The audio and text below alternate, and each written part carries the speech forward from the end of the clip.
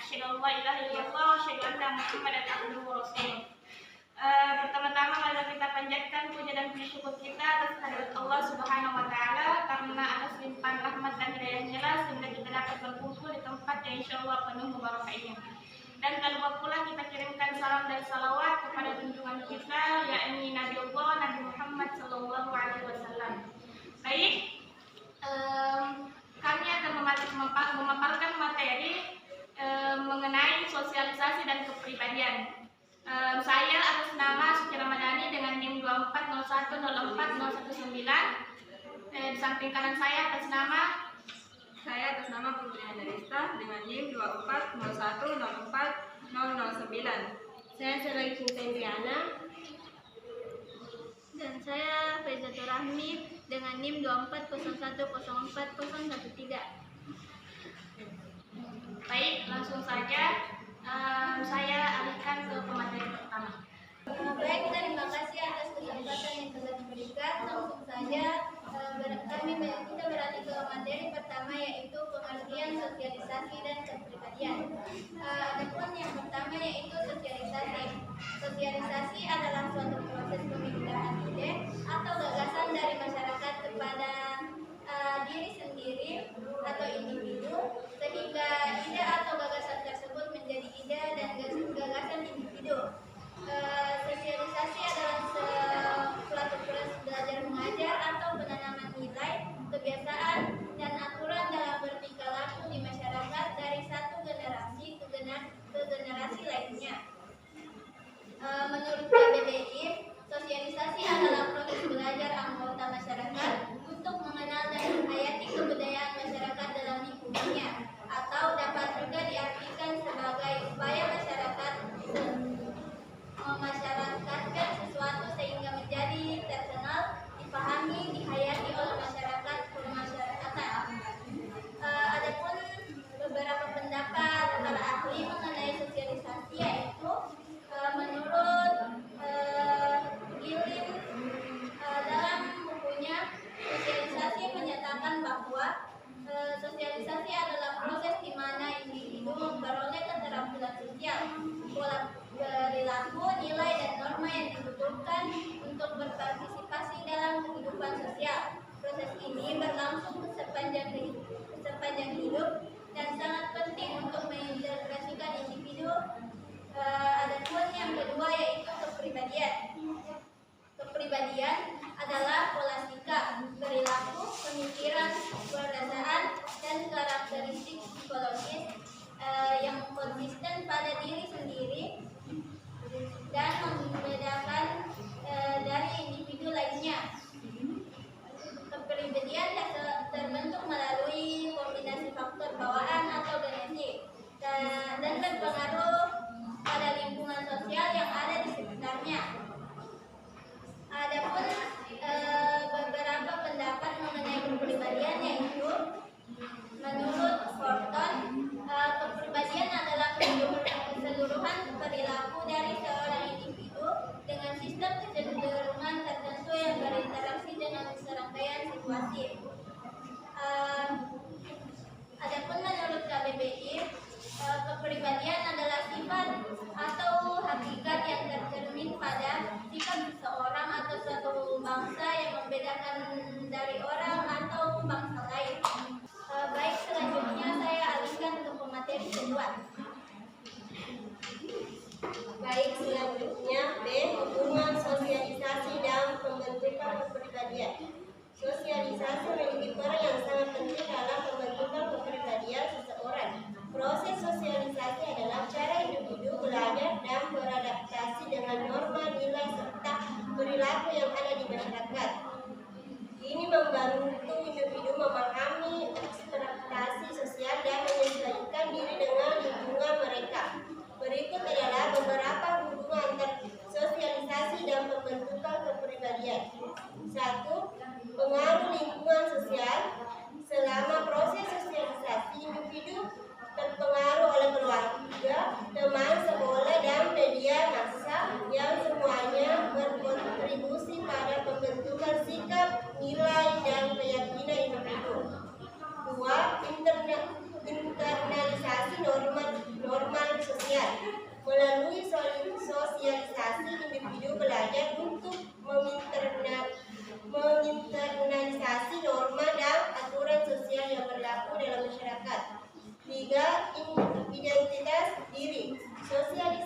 juga berperan dalam pembentukan identitas diri, interaksi dengan orang lain, membantu individu memahami siapa mereka, apa yang mereka yakini, dan bagaimana mereka ingin dilihat oleh masyarakat.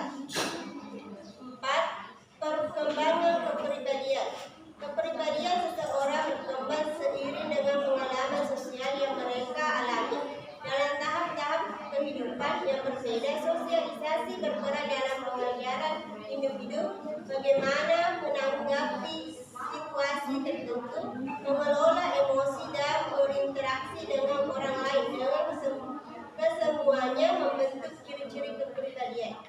Selanjutnya saya alihkan ke materi ketiga. Baik, materi selanjutnya yaitu faktor-faktor yang mempengaruhi sosialisasi dan kepribadian. Yang pertama, faktor-faktor yang mempengaruhi sosialisasi yaitu yang pertama, sifat dasar. Sifat dasar seseorang meliputi karakter, watak, serta sifat emosional. Sifat dasar merupakan warisan dari ayah dan ibu yang diturunkan melalui gen. Yang kedua, lingkungan paramental. Lingkungan inilah yang disebut paramental. Pada masa ini sang ibu berusaha memberi pengaruh-pengaruh yang baik kepada bayinya, misalnya mengkonsumsi susu ibu hamil yang bertujuan menambah gizi bayi atau senantiasa mendengarkan musik klasik guna merangsang kecerdasan otak bayi. Yang ketiga, perbedaan perorangan. Setelah lahir, seorang anak akan tumbuh dewasa dengan karakteristiknya sendiri-sendiri. Setiap anak mempunyai karakteristik yang berbeda-beda seperti ciri fisik, seperti bentuk badan, warna kulit, warna mata, dan bentuk rambut. Yang keempat, lingkungan. Lingkungan yang dimaksud adalah kondisi sekitar individu, baik lingkungan alam, kebudayaan, dan masyarakat yang dapat mengaruhi proses sosialisasi. Kondisi lingkungan sekitar tidak menentukan tetapi mampu mempengaruhi dan membatasi proses sosialisasi seseorang. Yang kelima, motivasi.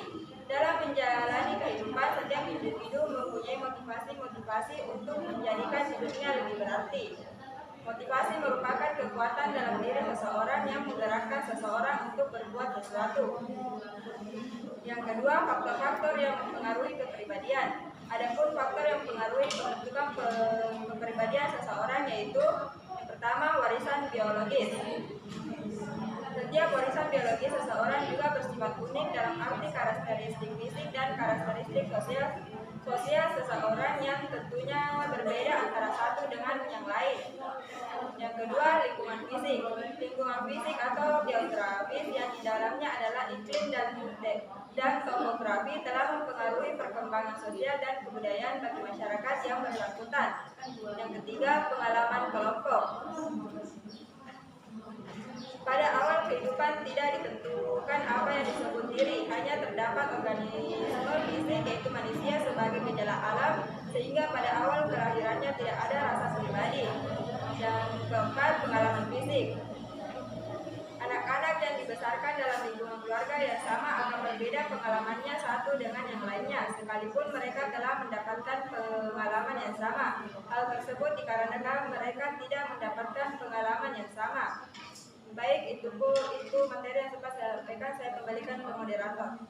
Baik, itulah pemaparan materi dari kelompok kami. Kami buka sesi tanya jawab maksimal 2 pertanyaan.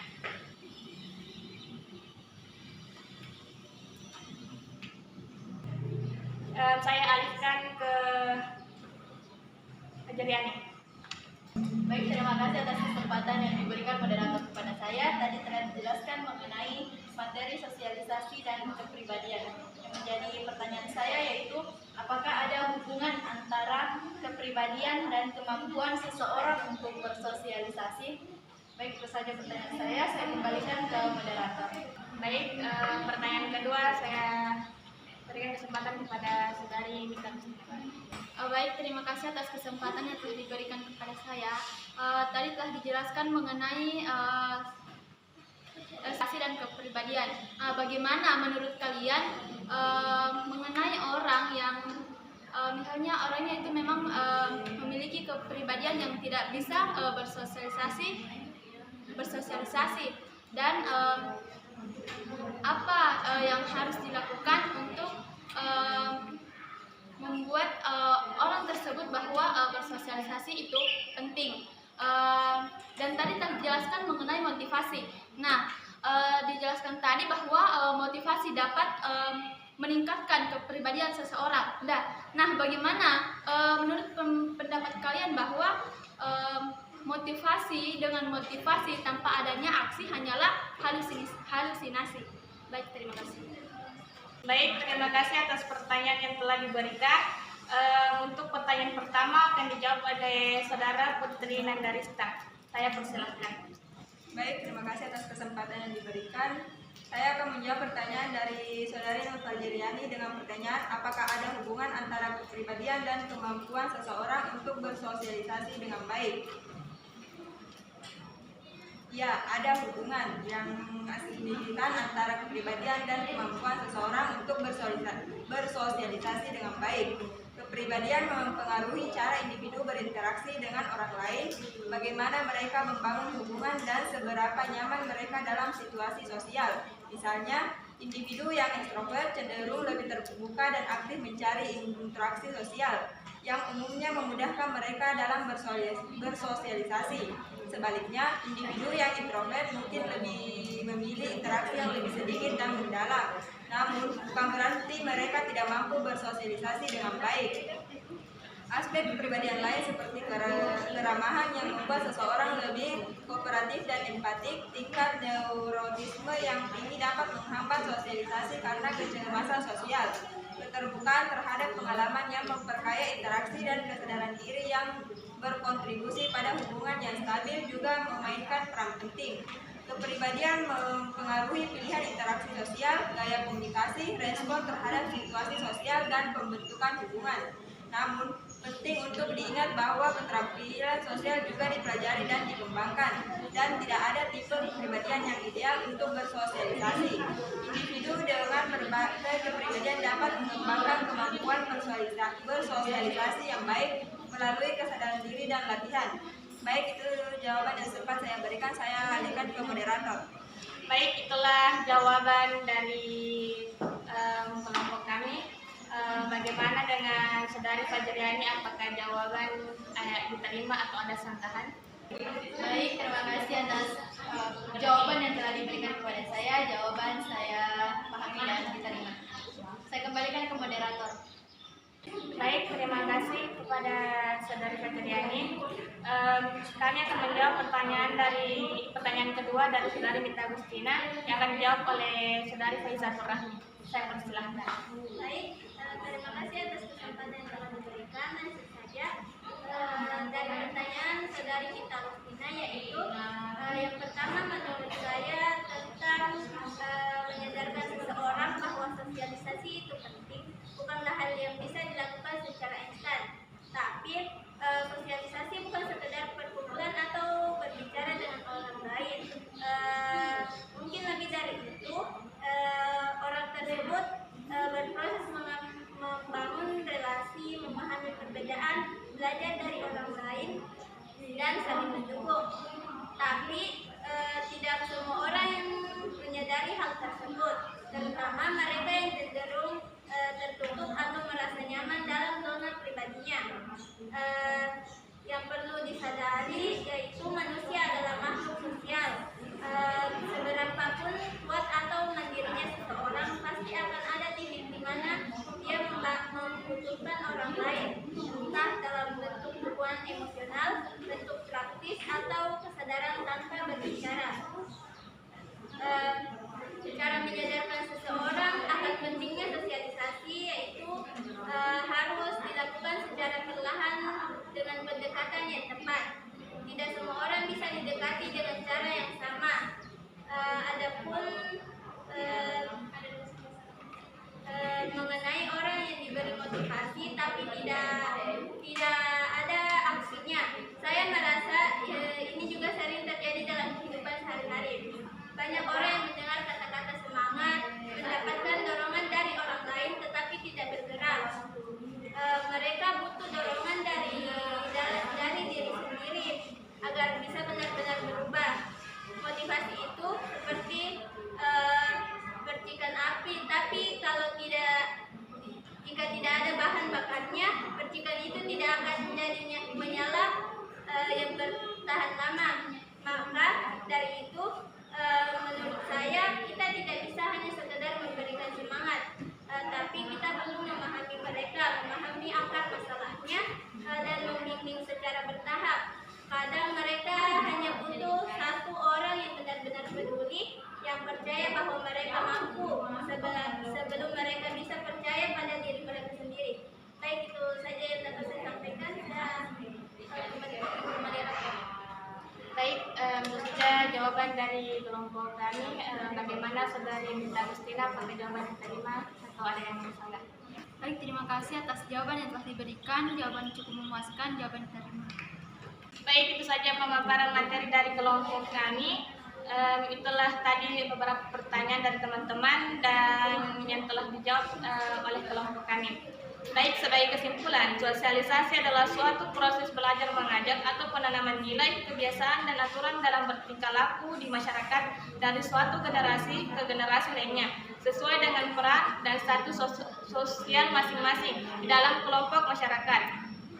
Adapun kepribadian adalah pola pikir, perilaku, pemikiran, perasaan, dan karakteristik psikologis lainnya yang konsisten pada diri individu dan membedakannya dari individu lainnya.